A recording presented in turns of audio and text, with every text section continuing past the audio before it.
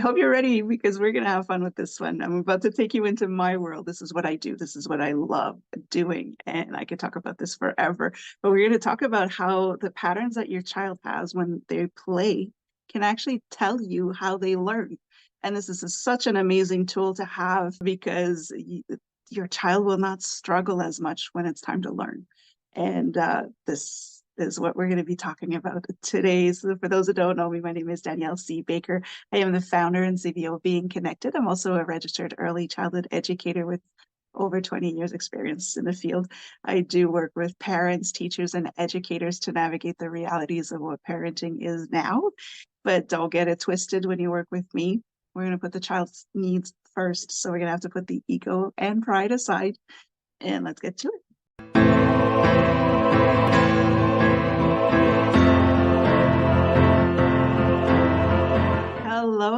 Hello, and welcome to the Talk to Danielle podcast. I am your host, Danielle C. Baker. And before we get started, be sure to like, follow, and subscribe to whichever channel you're listening or watching from. And of course, with season 2, this episode is brought to you by the Self-Esteem Doctor Online Academy with the amazing Dr. Simone Alicia. There's a wealth of resources there. I will put the link in the comments and in the description so you can have a look. It helps with your child's self-esteem and confidence and so much more. So have a look at that. Now we're going to jump right in with learning shamas. And again, I'm sorry if I'm not pronouncing this properly, but the patterns, it's a fancy way of saying patterns that your child has when they're playing that will actually tell you how they learn. And now it's very important to mention, this is what early childhood educators do. This is what we're trained for. So when children are playing, we're constantly observing them, not just when they're playing, around the clock. We're constantly observing your child and making notes to see these little patterns, to see where they are in their development, what their strengths are, what are the things that they need to work on to kind of keep up with the development within a healthy range. And so play is the best time to see where a child is at in their development. And now I'm talking about free play, because structured play is not actual play. Free play, when the child is free to be themselves, they don't have to put on a mask. That's not the same. But play is how children learn, and it is very serious work. We take it as just blowing off steam, just giving us a break while the kids are playing, but that's not it at all. When your child is playing, they're actually learning. They're focused on something, they're engaging, they're discovering, they're exploring. It's very serious. So it's important to let your child have this free time, free play, unstructured play, where they can actually discover their world. And so what I'm about to talk to you about today with the patterns, you're not going to notice these patterns. You're going to notice patterns if your child is in structured play, but it won't be their true patterns. Your child puts on a mask and become the person you want them to be when you structure playtime. So it's not who they actually are. You're preventing them from learning in the way that they're learning. So we're going to go through, there's 8 different patterns that you could look for. And you're going to see them right away. You're pretty much going to, if you pay attention to your child, you're going to notice them right away. It's also very important to say that not every child is the same. Everybody learns differently. Everybody plays differently. So your child may have more than one, which isn't usually the norm. There'll be more than one. They're kind of similar, but there's more than one. Or there may be none at all. And that's also very normal. So don't start comparing your child to other people's children. Everybody's different. Everybody learns different. And that's what's important. We need to teach children in the way that they're comfortable learning, not the way we're comfortable teaching. So we need to pay attention to those patterns and be able to help them to learn and thrive and succeed in their academic years. So again, very important. This has to be done through free play. I'm going to explain the 8 different patterns. And then at the end, I'm going to give you a couple of examples of how to plan an activity that it'll incorporate all of them so that they can learn the same thing, but in their own way. You don't have to create 8 different activities. I like to make things easy for parents and teachers. So you can actually, with one activity, with one learning objective, you could have several learning objectives into one. but you just have the one activity that's modified a little bit to accommodate everybody else's learning style. It saves in classroom management and saves in behavior issues at home or in the classroom. And it's very helpful. So I just wanted to give you a couple of examples to get you started and give you a head start. So we're going to jump right in with the first one, which is trajectory. This is one word that's also difficult for me to pronounce, but the trajectory learning schema or pattern is where a child will favor jumping, swinging, propelling themselves, throwing objects, splashing water. So you get the picture there. That's what we will call the rambunctious child, but it's the child that just likes to move. There's nothing wrong with that. That's just a pattern you're going to notice. They like to throw things. You could kind of consider it rough and tumble play type of thing. And it's perfectly natural. So that is one of the learning patterns that you may notice, the play pattern. And if you want to enhance your classroom or your home to encourage your child to learn more through that pattern, then what you want to do is kind of incorporate a lot of water play, messy paint, do a lot of stuff outside. It's a lot easier, right? Loose parts are great. Again, they like throwing stuff. So you're going to have to set limits and boundaries. If you have baskets in the room, then you can, throw them in the basket, make it manageable, right? You don't want it a free for all. A trampoline is amazing. You could get the little ones. You can have one outside, have them bounce around. Obstacle courses have balls. There's a little rough and tumble play, so little tumbles, little cartwheels, things like that. They're going to love it, and they can learn a lot through that, let out some steam, and it is great. The other learning pattern or play pattern is the transporting pattern, which is this is where a child favors traveling with or moving objects from one place to another. So this is the child that will have all of their teddy bears and their arms and trying to, tumble their way into another area of the room. They'll drop their stuff, picking back up. They'll have all their cars, all their action figures. They'll be carrying rocks in their pockets when you're outside. You get a good picture there, and it's lovely. It's so fun to watch them because you can see the problem solving skills, their critical thinking skills there, their creativity on how am I going to get all of this to where I want them to be. So it's that's why you want them to play freely, because they're discovering things, they're solving problems in their minds. So if you want to favor learning in your classroom or at home for a child that's like that, you're going to want buckets and baskets and wheelbarrows and loose parts, anything that they can carry. Sand and water, that's great. They can kind of even create canals and stuff like that they can carry the water around. Balls are great as well. So anything that they can carry, it makes it easier for them to carry as well, is great to have around, to have them learn and explore even more. The third one is enclosing.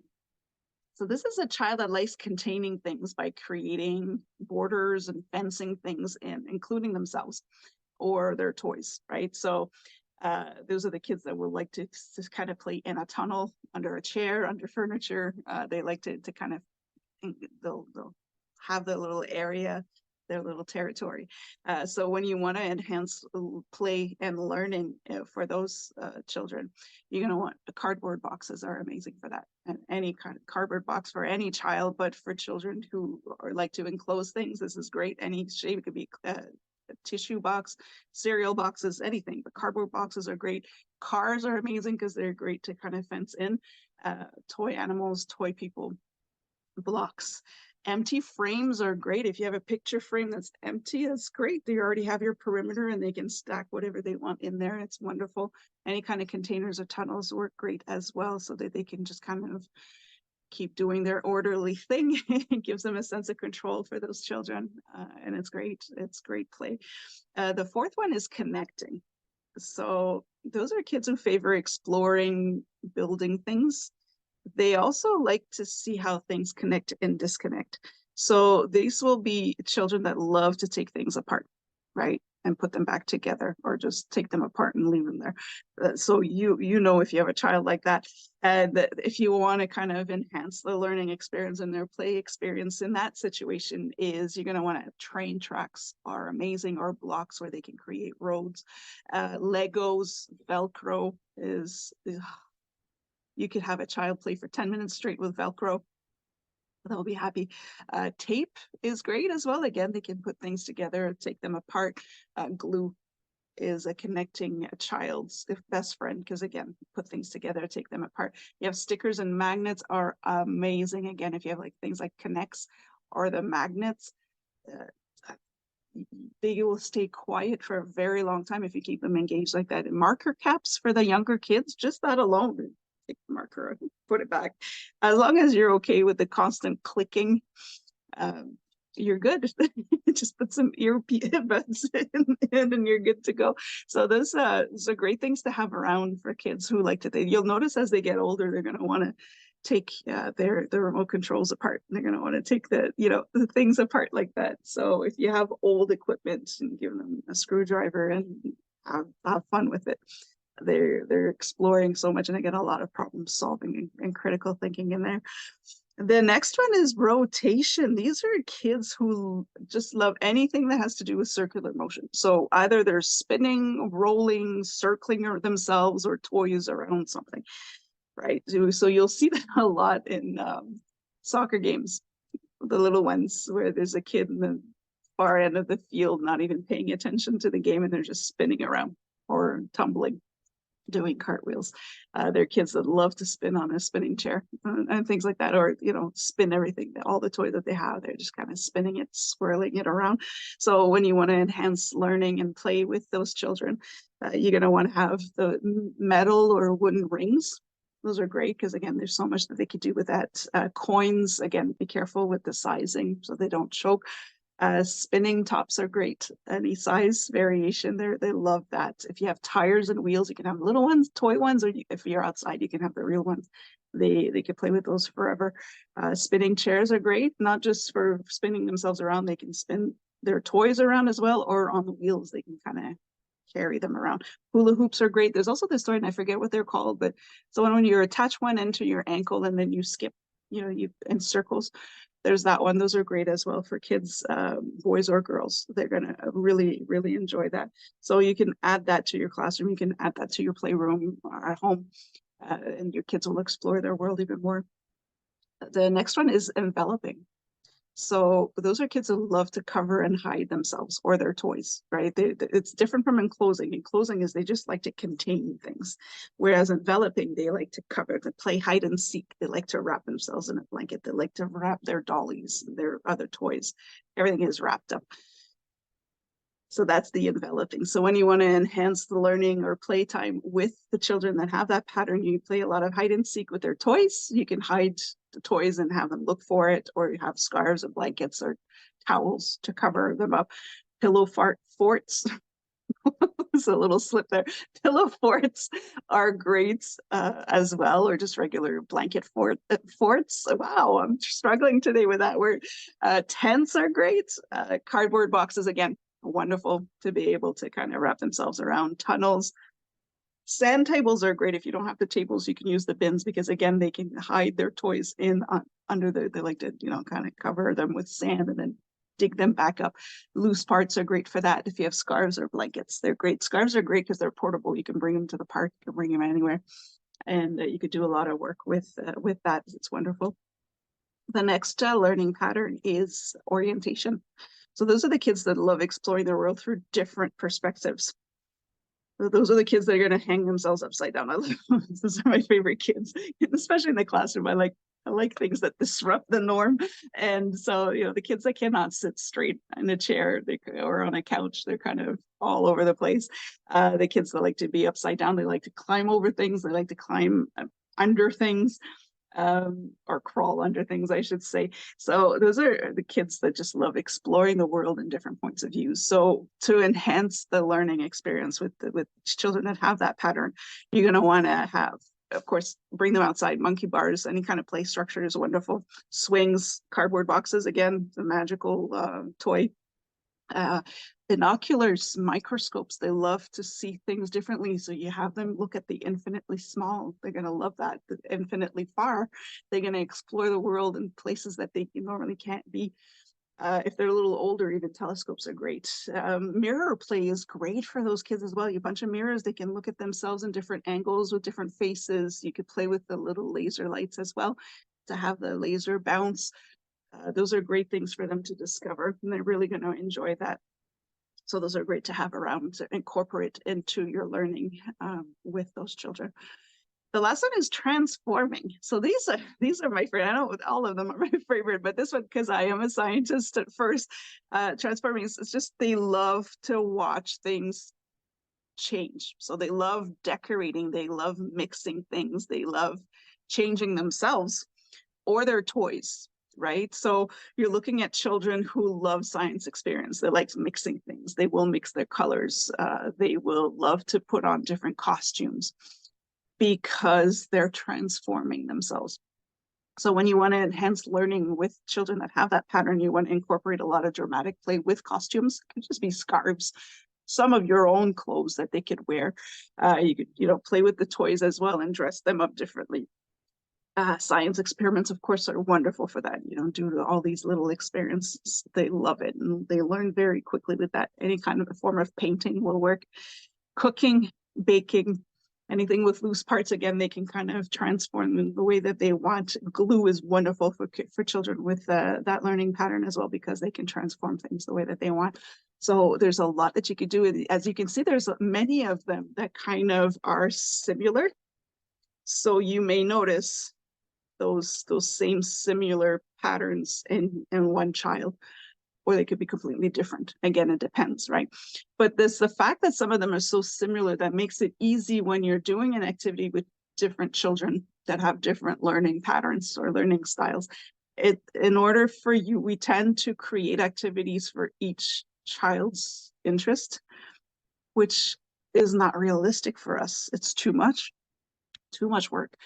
So we can group them together and create something for those specific learning groups. You could have the one activity, but just have some kind of alterations to accommodate the other ones as well. I will tell you a little bit later on. I will give you at the end of this episode, I will give you 2 activities that you can do as an example, so that you could start thinking about how that looks like for you. But I'm going to first tell you how to do that. The best thing is to put the ones that are similar together, the ones that require kind of the same equipment. I'm able to kind of group them into 2 different groups. So I'll usually, first group will be the one that require a lot of movement, the ones that like to move around a little bit more. And then the second one is those that can be a little bit more contained. So in the first group, you have the transforming, trajectory, orientation, rotation, and transporting. Those 5 together work very well. And usually activities that you do for one of those are great. They can kind of alter the play according to their likings. You don't even have to do it. You just have to make sure that it doesn't get too out of control energy wise. But for those 5, you could do a lot of science experiments, cooking, baking, messy play, have them outside, and a lot of play with water and paints. A lot of movement. They're going to do very great together. And then the second one, when I say that, they're not the quieter ones, but they're the ones that, you can kind of sit in the corner and they'll be happy. The connecting and closing and enveloping ones, they could do a lot of activities together as well, where they will feel comfortable. And even if you mix those 2 groups together, you put a cardboard box in there, and then more than one maybe, they will find a way to keep busy. The quieter group, what I call the quieter group, they're not, but in terms of energy, the ones that do not let out as much energy, it's more orderly play, right? They like things to be structured. They like things to be ordered, whether it's enclosed, fenced in, enveloped, hidden, all in order. So those are children that naturally prefer to feel like they're in control of their environment. That's a coping skill for them that helps them. It's soothing. They auto-regulate that way. So if you can have an area where they can be in that kind of environment, it helps them a lot to do their learning without getting anxious or having outbursts because they're overstimulated.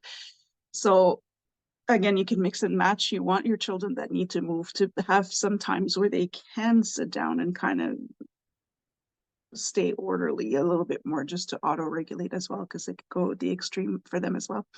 So an idea for activities, and I will give you one of my favorites that I like to do, and it works with any type of learning styles, any type of learning patterns, is what I call the invisible paint. So in this activity, we're working the fine motor skills, right? Fine motor skills is anything that has to do with like fingers. In this case, children are born, if you actually look up, Google the hand of a child versus the hand of an adult, and you're going to understand why we need to work on the children's fine motor skills. They don't have the muscles in their hands developed. They actually, their bones are not even all fused together. There's a process there. So if you're teaching a child to be able to hold a pencil or to hold scissors and cut properly, they don't actually have the bones and the muscles to do it yet. We have to work on that. So keep that in mind. If you remember in high school or in school when you had to write down notes so much that your hand would cramp up and you had to shake it off or massage it and you would just cramp up especially when you were studying and taking notes. It's the same for a child. The minute if you take a toddler and you give them a pencil and expect them to start coloring inside the lines or to hold scissors and cut paper properly, it's not realistic. They're actually in that much pain. Their hands are cramping up. So we need to work those muscles. And there's more than one way. So of course, when we're working motor skills paint, we're automatically expecting a paintbrush, right? Some children may not be able to hold that paintbrush yet.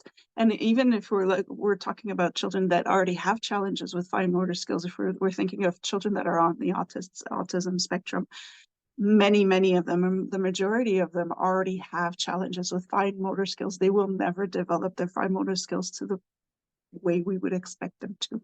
So we have to be realistic with that. We could do paint with a paintbrush, but if our objective is to work the muscles, it doesn't matter what they're holding as long as they're holding something.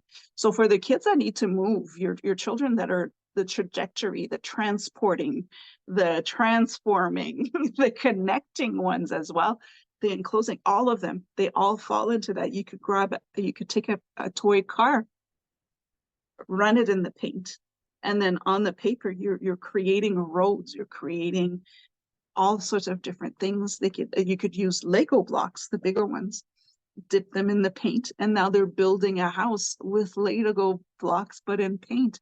So it's not a paintbrush, but it's okay. They're still holding the car to be able to move. Now, for those who are just listening to the audio, you're not watching my hand movements, but just imagine holding a car and having it move around. You are moving all of the muscles, the same muscles that you would be moving if you're cutting paper with scissors. So again, think of your learning objective and what is your end goal. Your end goal is to develop those muscles. Then it doesn't matter. It doesn't have to be a paintbrush. It doesn't have to be a crayon. It could be whatever the child is capable of doing. You could be outside with sticks and drawing in the sand. They're still working the same muscles, but now the kids that need to move are able to move. Your enclosing children are able to create their enclosures where they can put all the dump trucks in afterwards, right? So this is an idea. But going back to the activity where you want a quieter activity, you can have them sit down for this one. And it's the invisible paint. It's a science experiment at the same time. So they're learning about transformation and chemical changes, but they're sitting down and then so you do need an acid and a base for this. Now to paint with, the child could use the paintbrush or a car or whatever and use lemon juice.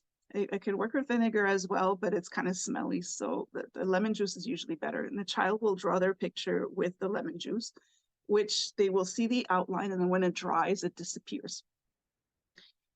And then for the kids that like to do hide and seek, this is a great activity as well, because you could have them create their picture without nobody seeing it.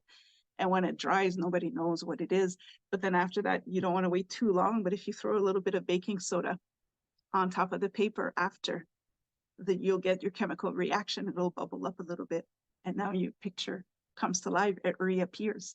So this is a great activity for the transforming children, for the enclosing children, for the connecting children as well, the enveloping, all the kids that like to, it works for everybody. So this is just an example of the same learning objective, but with different learning styles and different learning patterns. It works. You don't have to do 8 different activities for that. There's another one where if you want to talk about measuring units, right? Depending again on how old they are, you could do this outside. It's great for the kids that love to move, but you have objects, blocks, or whatever, balls, whatever on one side. And on the other side, you have hula hoops, so you have perimeters. And then you have the kids run, pick up the block of the ball and come back and put them. So if you want to sort colors, you could do all the blue blocks in a hula hoop and the green blocks in a hula hoop, or are the little rocks in one square and the big rocks in the other square. So the kids can do that. It keeps them busy. They're learning about small and big. They're learning about different sizes, but they're active, and it works with many different children. The children that are transporting are going to love this, right? And for those who need a bit more quiet, you could do the same activity where you have pictures of big blocks, or you have the big blocks, small blocks, medium blocks, hide them under a cover. You can sort it out across the room on the table. So those work as well. The good thing about this is when you take that approach where you are enhancing or enriching, I don't know if that's a word, but you're complementing their learning styles and their learning patterns. The children are now focused on what they're good at.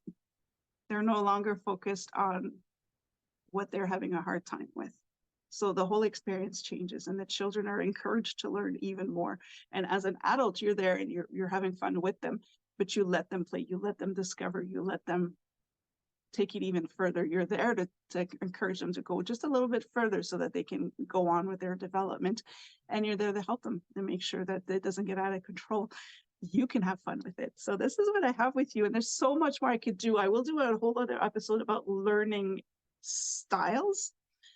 Those are completely different, but now we're talking on an academic. So we're talking about visual learners, kinesthetic learners, auditory learners, solitary learners. So many, but this is more of a school level kind of subject. Today we're talking about early childhood education. So when they're a little bit younger before they get to school, it works very well, but I can give you more resources on that. You can just contact me. I am a real person, so just reach out if you want more information. I could do Q&As as well, but I am going to leave you with a little homework on this one. I encourage you to have a look with all this information, have a look at your child and see if you can see some patterns. And again, if you don't see any of those patterns, it's okay. It's normal. Every child is different. But you're going to, in that case, what you want to do is see what they love. If they love dinosaurs, if they love a particular cartoon character, you're going to use that to help them want to learn some more, right? You're going to go with their interests. If they love dogs, you're going to use dogs to learn, right? It's different, but it works. And so I would love for you, if you'd like to share, if you saw your child in some of these, share it in the comments as, oh, my kid is 100% rotation. Like I just love to see how parents, because when you can tell your child's patterns and you share that with the teacher when they start school, or the educator when they start daycare, the educators and the teachers are going to notice it. They're going to know, right? They're going to figure it out. But if you come in already knowing, it just makes it easier for the teachers to create the classroom that your child needs to learn. So that communication is great. You could learn a lot more. You could find out what your pattern is. We still have our patterns. It's who we are. So of course we still have our learning patterns. So our play patterns, we all know how we like to play. So I will leave that with you. Don't forget to check out the Self-Esteem Doctor Online Academy. I will leave the link again in the description. There's some great resources there that can help you to build your child's confidence and self-esteem while they're learning. It's great. And don't forget to like, follow, and subscribe to whichever channel you're listening or watching from. And until next time, stay safe, stay awesome, and we'll talk soon.